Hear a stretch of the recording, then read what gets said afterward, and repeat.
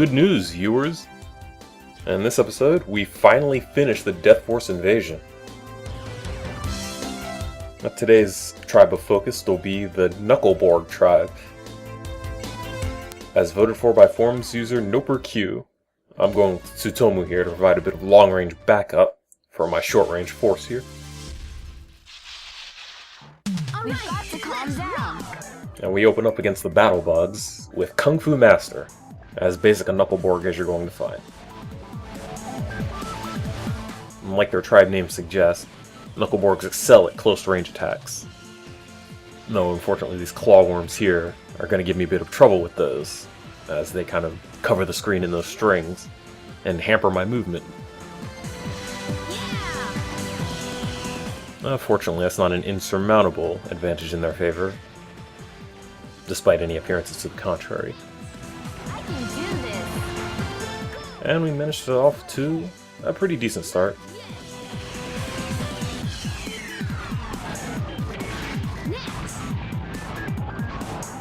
One good trait about Knuckleborgs is that they're great at building up power burst meter with their multi-hit attacks and ability to follow up certain strikes. They're generally more combo-oriented and more offense-focused than, say, Nightborgs. They can be a little tricky to use thanks to that, though it does make them powerful in the right hands. Of course, getting caught on clawworm strings doesn't help you show that off.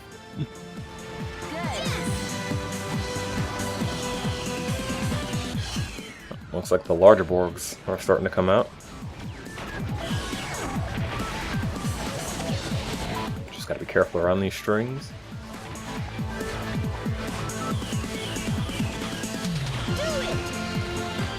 With that, Kung Fu Master can't take much more. Probably one solid hit from either of those alien worms would take him out. Oh, and there it is. He'll be followed by Jelly Diver. Jelly Diver's X-Attack, Jelly Scope, is unlike the other scopes we've seen so far, in that it's centered around the Borg's body. Any non-diver Borg caught in it is slowed down. The effect isn't as drastic as, say, Slow Valkyrie's ability, but for Borgs that depend on their melee attacks, it's a pretty significant disadvantage. Especially seeing as any Borg around your size can be easily knocked around by Jelly Diver's melee attacks. Larger Borgs, like say that Venom Worm, don't really care. But using your scope to slow them down for your partner to get a good shot in is still a valid tactic. This will hit.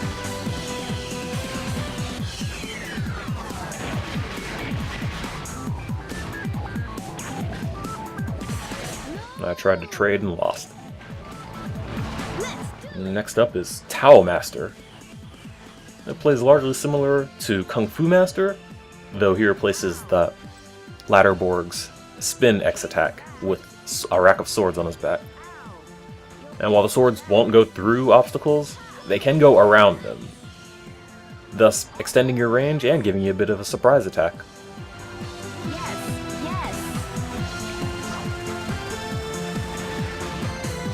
You see the sword's ammo doesn't refill until the sword actually returns to the rack, so you don't want to throw those out all at one target, as it's just kind of wasting ammo. Generally you'll stick to one or two swords at a time, unless you change targets a lot. No, in this case, because we're spread so far apart, I think I'll just stick to one before moving on to the next.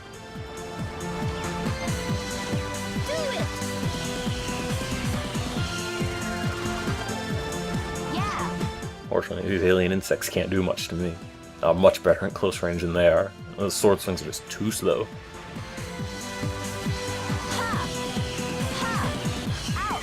I don't really care about their insect scope because my non-sword projectile is so bad. But hey, that's game. We showed them. That'll do.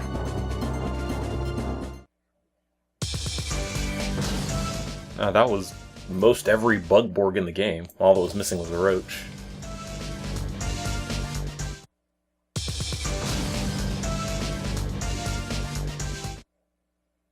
And it looks like we got our first full set of data crystals in the LP.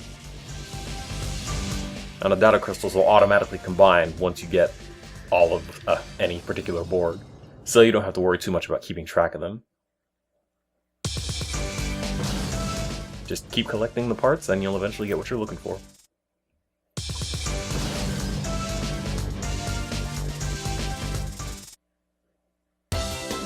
And after that boatload of prizes, we come to our first showdown with the Hero Borg unit.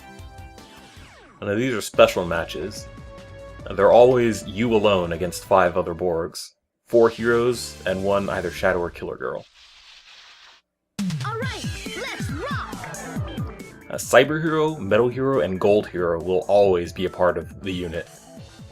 The girl will either be Shadow or Killer, as I said, and the last will be either Star or Planet Hero, though Planet Hero doesn't tend to show up until later in the game. I'm opening up against them with Tar Diver. Largely the same as Jelly Diver, though his Tar Scope has a much more drastic effect on any non-Diver Borgs caught in it. As you may have seen, they practically stop moving when caught inside the Tar Scope. Even Giant Star Hero can't really do much when inside of it.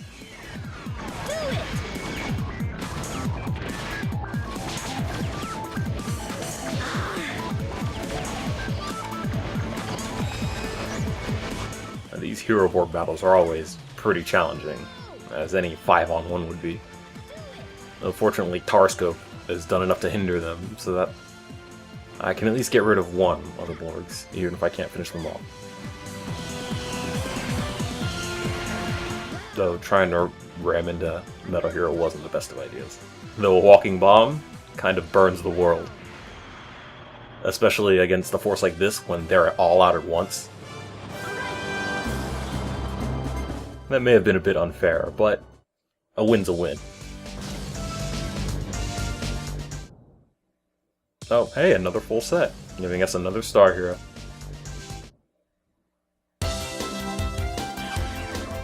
Now that that's taken care of, we can finally relax and do a bit of training. Yeah. Right? I think I'll go with the partner who hasn't seen much action in a while. Hi!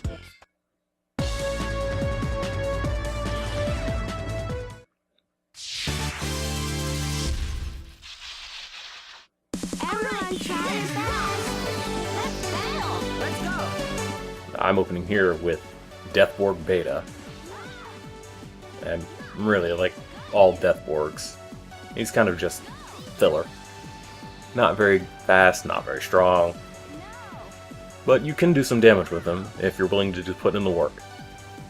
Seeing as you have to work so hard for your damage, he's almost not worth using. I can do this. Yeah! I take the fall there for a bit of a reprieve. Thought I was a goner. Mana's working so hard to keep Beta around.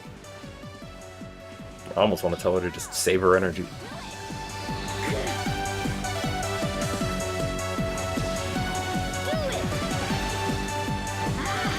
Though with a string of shots from Battle Girl there, Beta is down. Next comes Deathborg Tau, and he's even more limited than Beta was, as he only has a single melee attack and not even the extra X attack that Beta had. He moves a bit faster, and does a little more damage, but still, you have to work so hard for your damage, it's almost not worth using.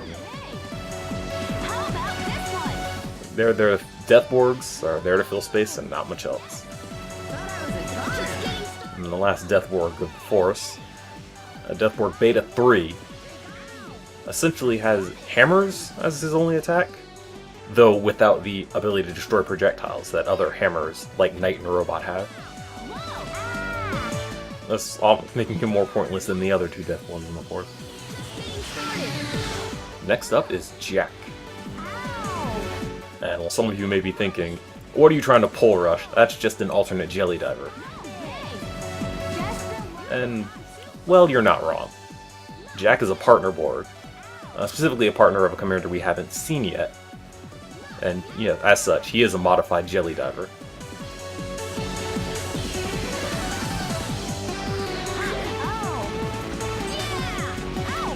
You can see his jelly scope doesn't affect an enemy that's in hard stun.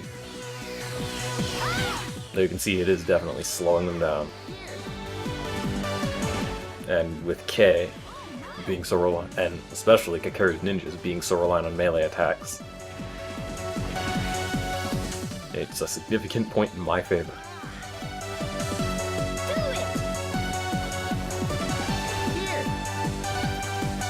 And jelly divers, or divers in general, like Jack here, you can see they have a really good air dash.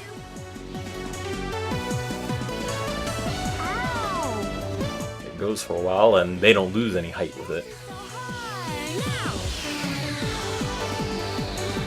It can be kind of difficult to control at first. Mastering that is really the main trick to mastering divers. Though of course, mastering your ranges is also important, as you do have to be a bit careful with your jelly scope, as it can affect your allies if they aren't using diver borgs as well.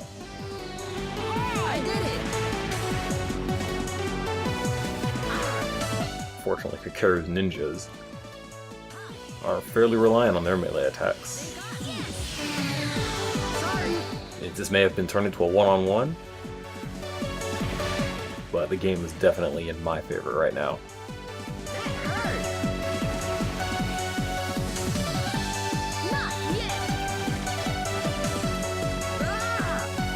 Tried to use my scope too early. Fortunately, the scope lasts just long enough for it to regenerate. So you only have like a second or two before you can use it again. Oh, that's game for me.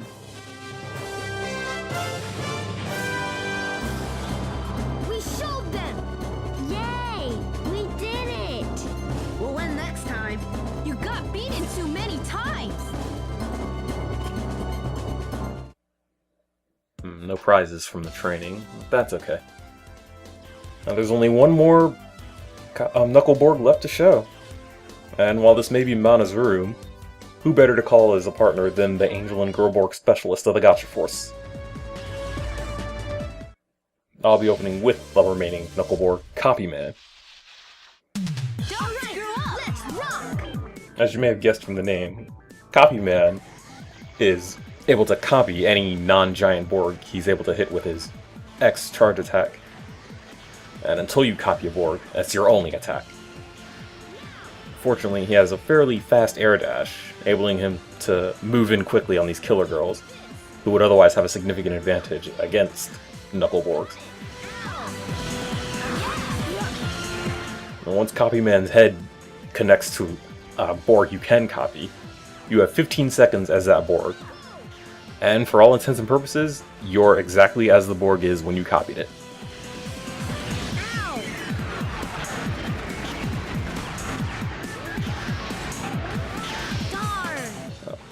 Fortunately, killer girls aren't very strong. Copy Man was taken out fairly quickly. While we'll see Copy Man again, for now, we're back to the Kung Fu Master. Fortunately, Copy Man was able to whittle them down enough that Kung Fu Master wasn't at too much of a disadvantage. And these Pop Honeys won't really be able to do much. As long as I don't get hit by Mr. Reverse Bolt, they can't really stop me with their projectiles and slow melee attacks. Take this! Usagi! Alright! Do it! I activate Hyper Mode a little early in the fight, but I kind of want to get rid of these Pop Honeys as fast as possible. This is one of the longer matches of Gotcha Force, as the girl tribe at least is a fairly large one, and while the Angel tribe isn't, they do enhance the count with a few other tribes, such as Nurse and Wizard.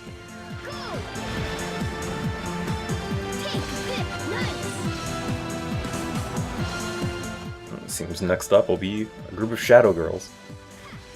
We've seen Shadow Girl before in the Hero Borg battle, though she was kind of overshadowed by the heroes there. And you see, Shadow Girl has no long-range attacks. She's entirely melee-based, and as such is able to put up a decent fight against Kung Fu Master here, especially when there's more than one. Though once they get caught in the combo, they aren't very strong, and so kind of fold easily under pressure. The trick is just hitting them in that first place, as they're fairly fast on the ground. And while I should turn and target that Angel Nurse, I wanted to get rid of that weakened Shadow Girl while I had the chance.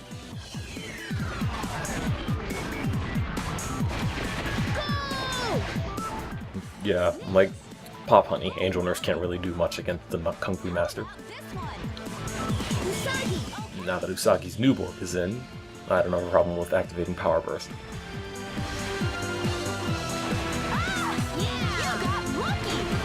Another Shadow Girl to take care of. And by the way, we got pushed. I guess the Wind Valkyries have come in. In this, I really gotta press my advantage, as for once that wind attack of theirs would actually be fairly impressive at keeping me out. Seeing as all my best attacks are melee based, and if I can't close, there's not really much I can do. Thankfully, Usagi's Ice Valkyrie froze that one, giving me enough of an in to at least finish her off. Next up are the Wizards, and specifically these two Bug Witches.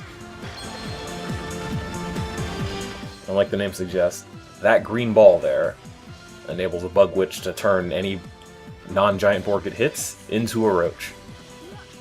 And like I said before, Roaches are terrible, and you really don't want to be turned into one. Fortunately, it doesn't affect your health, but Kung Fu Master is down anyway. Next up is Second Copy Man, which is good because he didn't really get too much of a chance to shine, or at least the first one didn't.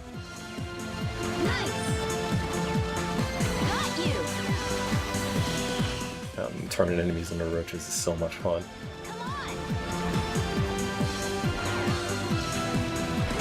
Though I do want to be careful here to not accidentally transform into a Roach. That would be bad. Well, this Guard Witch is kind of bad for me as Copy Man. While most Borgs, those shields are just an annoyance, for Copy Man, because his head is his only attack and it's blocked by them, it's significantly hampering. Unfortunately, you can close that gap, and all negative effects go away when you transform, thankfully enough. So as long as you can get the Borg inside the gap and transform, you'll be fine. I went to Bug Witch again, and another Guard Witch came in, where I was able to finish off that one.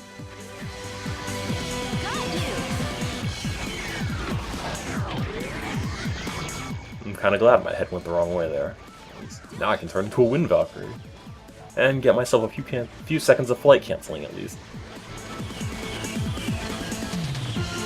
As I was saying, Copy Man's a great way to try out a bunch of different Borgs before you put in the work of acquiring them.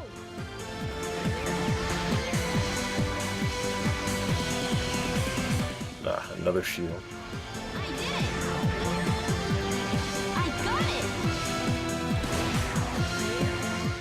He can be kind of awkward to use at first though, as you're going to be changing a lot within matches. And unfortunately, his greatest strength is also his greatest weakness, in that he's entirely dependent on what other Borgs show up in the battle. Normally, you'll want to have, say, one or two Borgs in front of him to just clear out Deathborgs or such. Transforming into them is kind of a waste.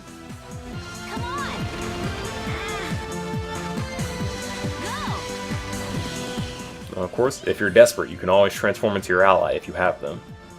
Though Copy Man's head hit will knock them off their balance at least, so you want to be careful about when you use it. I turned into an Angel Nurse to try and get Usagi some help, Unfortunately, I was shot down before I could. Let's do it. No. Next up is, again, Tau Master, and it'll be up to him to finish off these enemy forces.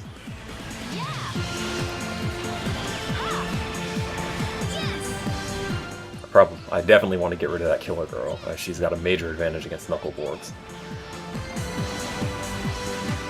That blast shot of hers is the closest thing to a hit scan weapon in Gacha Force, and it's also really difficult to deal with melee-based Borgs. That's why I want to get in and stay in. Oh hey, it's a victory. We showed them. I did it. And with that, the Knuckleborg tribe is complete. We'll collect our prizes from that match.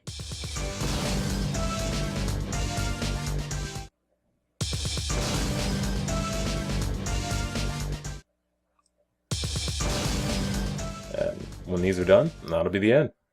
Thanks for watching.